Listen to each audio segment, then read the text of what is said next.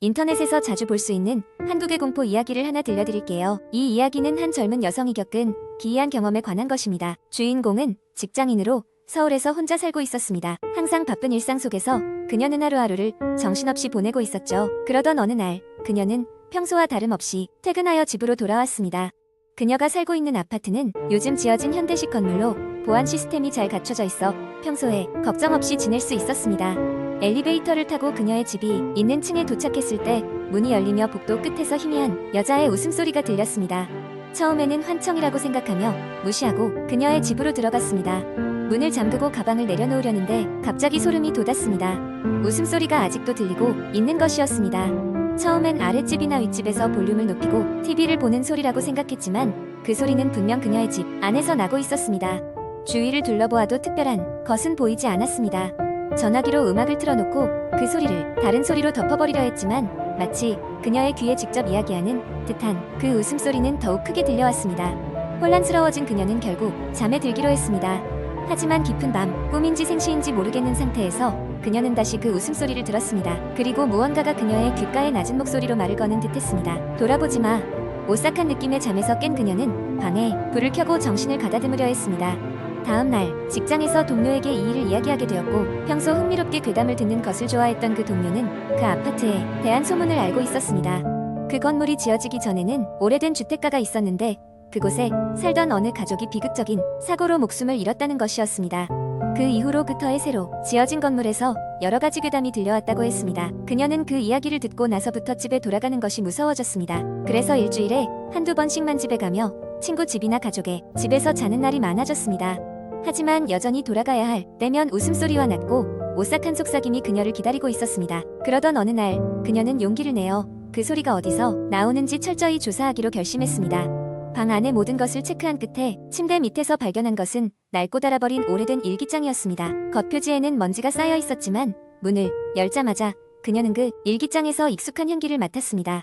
일기장에는 수십 년 전 누군가가 기록한 일상과 마지막 페이지에는 내 목소리를 듣고 있다면 나를 찾아주어라는 문장이 적혀 있었습니다. 그 이후로 그녀는 그 소리에 이끌리듯 정기적으로 그 일기장을 읽었고 그곳에는 그녀가 이제껏 경험한 모든 일들이 마치 예언처럼 기록되어 있었습니다. 비록 그 소리의 정체와 일기장의 주인의 비극을 완전히 이해하지 못했지만 그녀는 시간이 흐를수록 그 소리가 전보다 친숙하게 느껴지기 시작했습니다. 마침내 그녀는 그 웃음소리가 더 이상 두렵지 않게 되었고 오히려 외로울 때면 말 없는 친구처럼 느끼면서 일상을 이어갔습니다. 그러나 누군가 그 집에 방문하게 될 때면 그들도 알 수 없는 어떤 소리가 귀에 맴돌았다는 이야기를 남기곤 했습니다. 그녀가 살던 아파트는 그렇게 여전히 미스터리한 장소로 남아 있었습니다. 두 번째 이야기, 한국 인터넷에는 다양한 공포썰이 전해져 내려오고 있습니다. 그중 하나의 이야기를 길게 풀어보겠습니다. 한적한 시골 마을에 위치한 작은 학교가 있었다. 이 학교는 과거에 학생들로 가득했지만 도시로의 인구 이동으로 인해 지금은 고작 몇십 명의 학생만이 남아 있었고 교사들도 변두리에 자리한 이 학교를 떠나고 싶어 했다. 그러나 교사들 중 한 명인 이 선생님은 이곳에서 20년 넘게 학생들을 가르치고 있었다. 학교 주변에는 오래된 숲이 있었고 그 숲속 깊숙한 곳에는 버려진 채 방치된 오두막이 하나 있었다. 이 오두막에 대한 이야기는 마을 사람들 사이에서 공포의 대상이었다. 전설에 따르면 이 오두막에는 해에 뉴얼리 신비로운 사건이 벌어졌고 그 사건에 연루된 사람들은 흔적도 없이 사라지곤 했다는 것이다. 어느 날 그 학교의 전학생으로 온 수연이와 그녀의 친구들은 호기심에 이끌려 그 오두막을 찾아가기로 마음먹었다. 그들은 학교가 끝난 후 해가 지기 전에 돌아오겠다는 약속을 하고 숲으로 향했다. 숲에 들어선 그들은 처음에는 신이 나서 웃고 떠들며 길을 걸었지만 점점 깊숙이 들어가자 주변은 어두워지고 기괴한 정적이 감돌기 시작했다. 이윽고 오두막이 보였고 그들은 긴장된 마음으로 다가갔다. 낡고 허물어진 오두막에는 오래된 장작더미와 부서진 가구들이 널브러져 있었으며 창문에는 먼지가 두텁게 쌓여 있었다. 갑자기 바람이 불더니 문이 삐걱거리며 열렸다.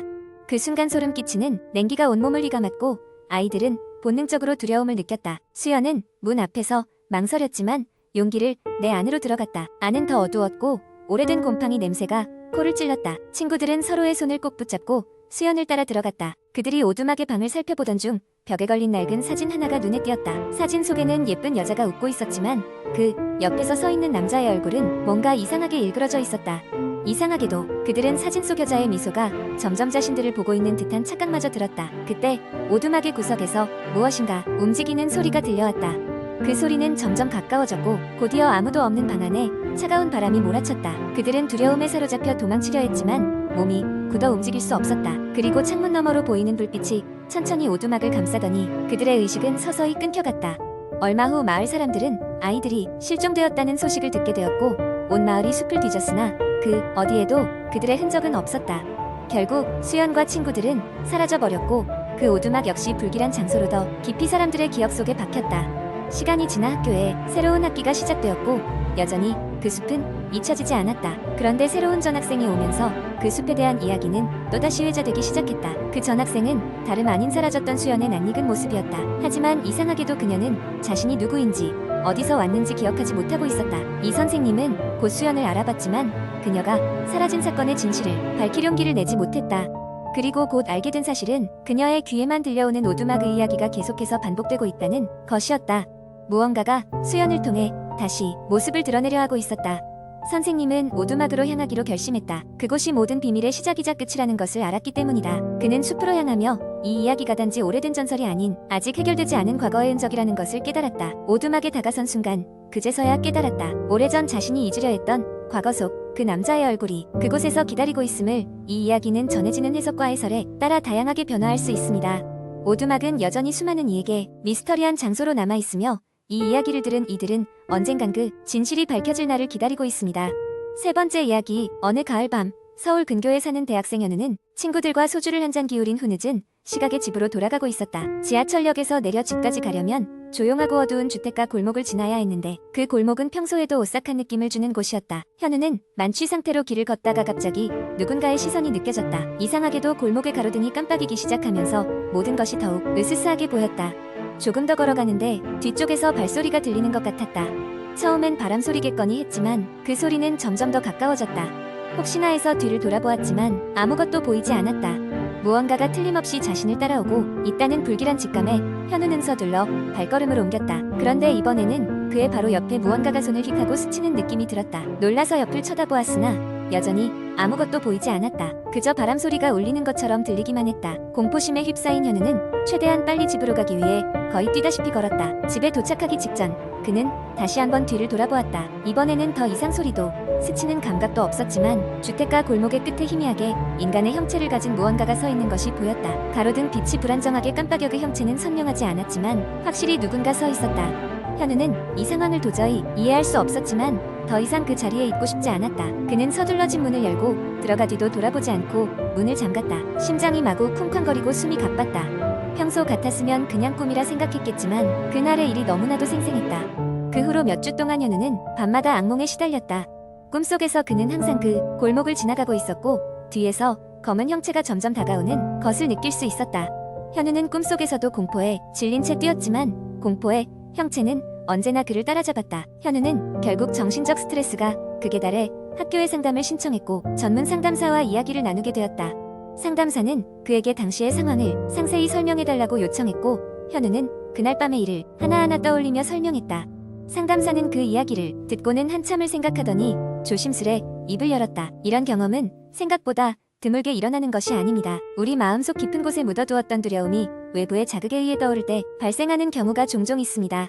이런 경우 자주 있던 일이 반복되지 않도록 자기보호 방법을 익히는 것이 중요합니다. 현우는 상담사의 조언을 통해 심리적으로 안정을 찾아갔다. 하지만 그 이후로도 그는 그 골목을 지날 때마다 소름 끼치는 기운을 떨쳐낼 수는 없었다. 그날 밤 그가 보았던 것은 그의 상상일 수도 있었지만 여전히 어딘가에 존재하는 무언가 같았다. 그리고 그것이 무엇이든지 간에 다시는 만나고 싶지 않았다.